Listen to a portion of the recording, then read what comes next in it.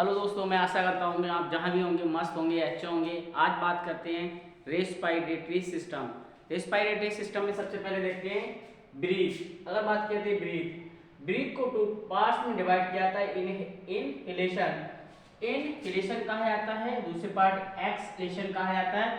अब बात करिए इनहेलेशन की, बात की जाती है कि जो ब्रीथ होती है हम क्या क्या लेते हैं। तो नाइट्रोजन जो होती है वो 78% होती है, ऑक्सीजन जो 21% होती है, और कार्बन डाइऑक्साइड जो होती है 0.03% होती है।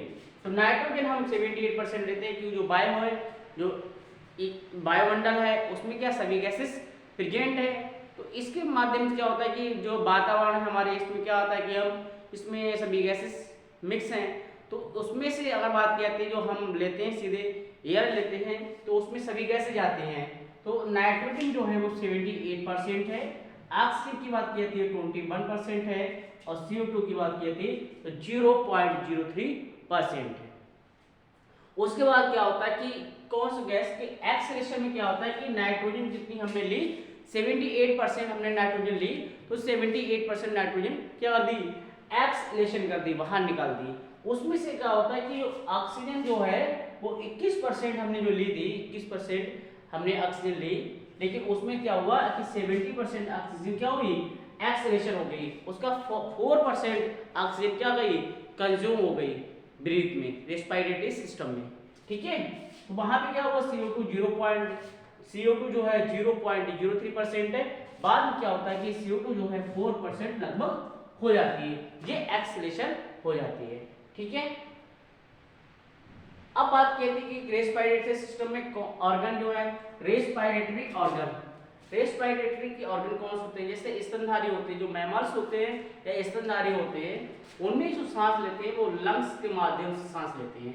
जितने मैमल्स होते हैं या स्तनधारी होते हैं जिनके स्तन होते हैं वो सांस किससे लेते हैं, लंग्स से लेते हैं। जो फेफड़े होते हैं वो ऑक्सीजन लेते हैं। ठीक है, अब बात कहती है पक्षियों की या बर्ड्स की, तो उनमें क्या होते हैं, लंग्स पाए जाते हैं। जो मछली होती है, मछली में क्या पाए जाते हैं, गिल्स पाए जाते हैं।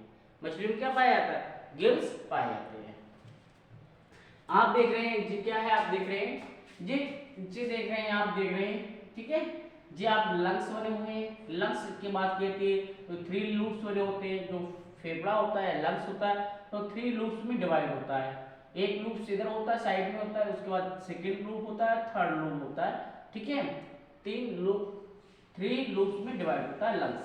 उसके बाद क्या कहते हैं, इधर वाला जो लंग्स होते हैं वो 2 लूप्स में डिवाइड होता है। अगर बात कहते हैं जो कार्टिलेज का वाला होता है, इसके ऊपर जो जो जो आहनाल है, एलिमेंट्री कैनाल आपको दिखाई दे रही है इधर से, इस पे क्या होता है कि जो कार्टिलेज चढ़ा हुआ होता है, कवर कार्टिलेज। ठीक है, कार्टिलेज। दूसरी बात की जाती है, कार्टिलेज की बात की जाती है तो देख रहे हैं आप ये वाला कार्टिलेज है।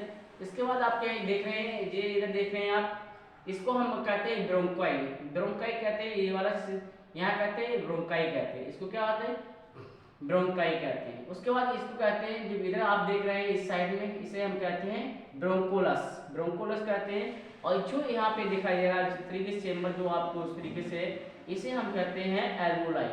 एल्वोलाई क्या होता है कि जो एयर होती है वो क्या होती है कि जो नासा का पार्ट होता है, जो नासा का पार्ट होता है, बात की थी नासा का पार्ट है, बात की थी यहाँ पे नासा का पार्ट होता है। नासा का पार्ट होता है, नासा का पार्ट से क्या आती है, जो एयर है वो नासा छिद्र से होते हुए फेरेंक्स, फिर लैरिंक्स, फिर ट्रेकिया, ब्रोंकाई, ब्रोंकोलस, एल्वोलाई, यहाँ तो जो एयर होती है वो एयर आके भर जाती है। तो लंग्स जब क्या होते हैं, फेफड़े जो है ऑक्सीजन जब लेते हैं तो क्या होता है, जो एल्वोलाई है यहाँ पे एल्वोलाई में होते हैं, चेम्बर बने होते हैं, एयर चेम्बर होते हैं। एयर चेम्बर में आके एयर भर जाती है। ठीक है, ठीक है, यहाँ पे क्या होती है, एयर आके भर जाती है। जब किसी व्यक्ति को यहीं पे क्या होता है, ये एल्वोलाई है, तो जो लंग्स की जो रेस्पिरेटरी सिस्टम में सबसे छोटी यूनिट जो है उसे एल्वोलाई कहा जाता है।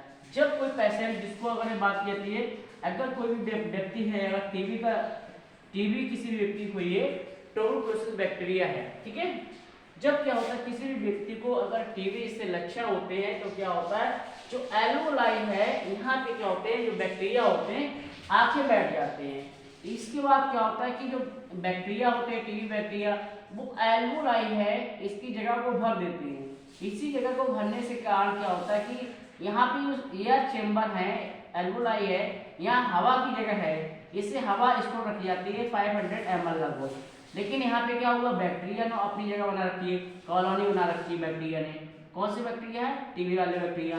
तो यहाँ पे हवा की मात्रा नहीं आ पाती, इसीलिए क्या होता है कि जो टीबी का पेशेंट व्यक्ति होता है, मरीज होता है, उसे सांस लेने में दिक्कत होती है, क्योंकि जो एल्वोलाई है यहाँ पे जो होना चाहिए, यहाँ पे एयर होना चाहिए, हवा होना चाहिए, लेकिन यहाँ पे क्या है, बैक्टीरिया है, वो ग्रुप में आके बैठ गए।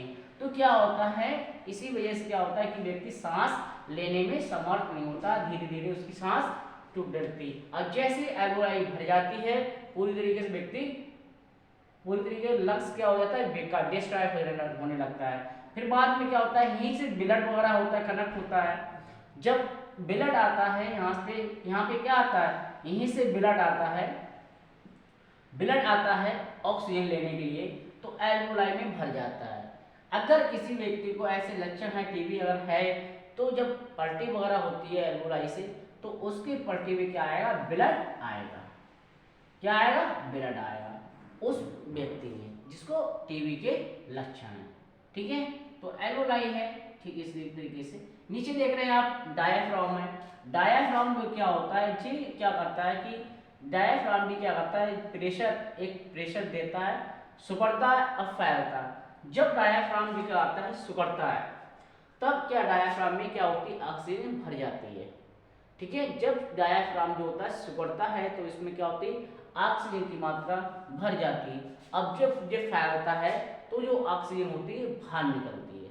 ठीक है, डायाफ्राम भी काम करता है। अक्सर देखा होगा डायाफ्राम कब काम करता है, डायाफ्राम जो है वो कब काम करता है, वो जब काम करता है जब महिला प्रेग्नेंट हो। ठीक है, उसी कंडीशन में काम करता है, क्योंकि उसी कंडीशन में डायाफ्राम काम करता है।